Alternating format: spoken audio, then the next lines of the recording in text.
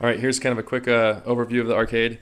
Um, I still have to do a little bit of touch-up paint. One of the issues I had is all the other arcades I've ever built, like the one over there. The buttons seem to be one size, and so I drilled the holes ahead of time, and I found out that with these buttons they came a little bit wider, and so I kind of had to make them a little bigger. So I ended up buying the right tool for any future buttons that are this size, but unfortunately for this one I had to do a little bit of touch-up work to get those to fit. But this is run off of retropie, Raspberry Pi. So there's Sega, Nintendo 64, Neo Geo, Nintendo. That's kind of the control panel for the retropie. Sega 32, Sega 1000, Super Nintendo, Vectrex, Atari, Game Gear, Game Boy Advance, Game Boy Color. I have two different MAMEs. Some games work better on, these are the old-fashioned arcades. So the way this thing works is to get the control panel, I have these two bolts that are in here that you can unscrew. This top part comes off. These little mini ones, this one is your kind of your escape from some of the games, and this one is your pause button for the main games. They're not used in the other emulators. For the speakers, come out of here. You can kind of see right there inside. They're actually glued down pretty good. It's using a RetroPie with a 32 gig hard drive with a Dell monitor. And you can kind of see in there there's two different zero delays, shining red. Those are what actually run the controller. I've been pretty impressed with the zero delay. It worked really well. My keyboard's currently hooked in. I'm still trying to figure out to create the shortcut to escape Nintendo 64 games. Every other one of them is all set up, so it just got here with a little locking mechanism. And then I'm kind of show how it works a little bit. So, like a Nintendo game, you just click on that one right there. It has all the games, and there's a little shortcut you can hit right here.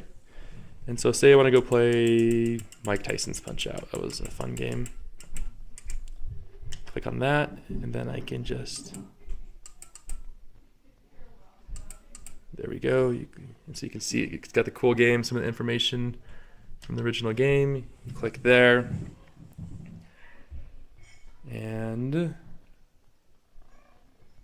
there you go. So what's great about this is they're not listed. I could always, in future ones, get them the actual one. Let's say like one player has like the picture. This is the player one. This is player two. And this is actually kind of the coin in here. So, but for these Nintendo games, because Nintendo games didn't have coins, this is start and this is select. So I can come here, start a game, and then so to get out of the games, I hold these two buttons. This works for most of the systems.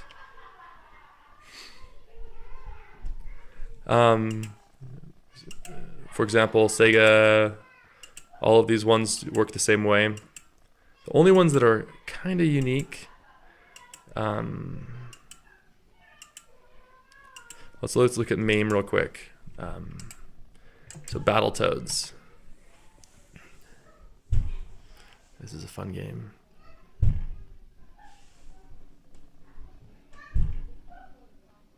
I need to get here and get some of this stuff cleaned up a little bit. Any future ones won't have that any issue. All right, so since this is my coin button, so you'll watch the credits, it'll start going up. I'll hit start, and I can hit here, and also I'm gonna get this guy going too for two players.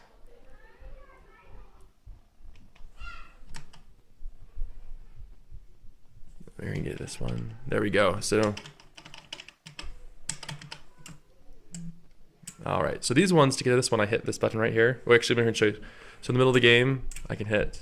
We're going to get these guys going so you'll see how it works.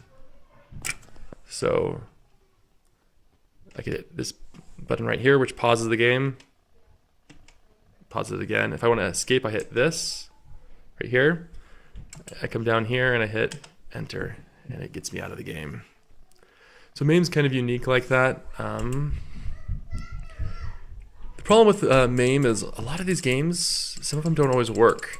most of them will work, but you have to kind of mess with them a little bit. Go find the different ones.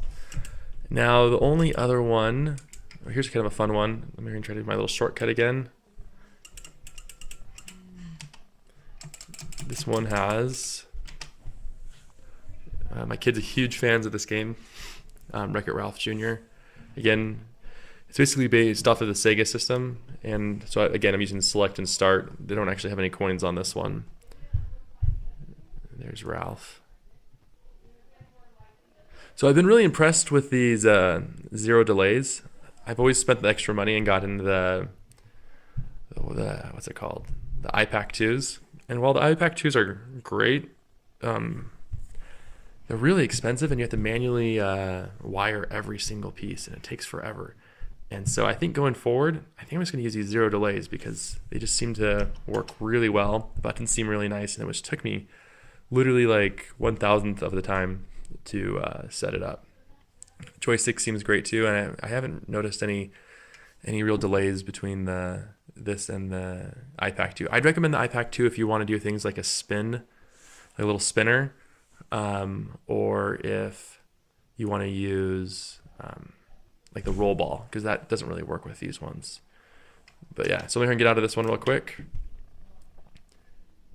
And the only one I'm still working on, and I'm currently working on that one right now, is these Nintendo 64 ones. I need to figure out a way to get it so I can escape without using a keyboard. It's all set up to play the game right now, and it's a lot of fun to play this.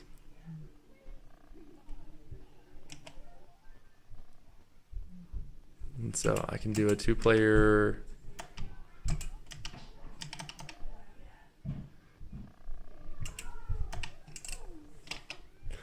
Again, it's really easy to add games on here. The only thing I'm really trying to figure out right now is how to get out of this. Because right now, in order to get out of this system, I have to come over here and I have to hit escape. It won't be that hard. I'll figure it out probably within a very short amount of time. But yeah. So when you want to turn off your system, you hit this, and you come down here and you quit, and you just hit shut down system, and then I'd be done. So yeah, so this has been it's really great. Retropie is, I'm a huge fan of it, and yeah, that's basically it. Let me know if you have any questions.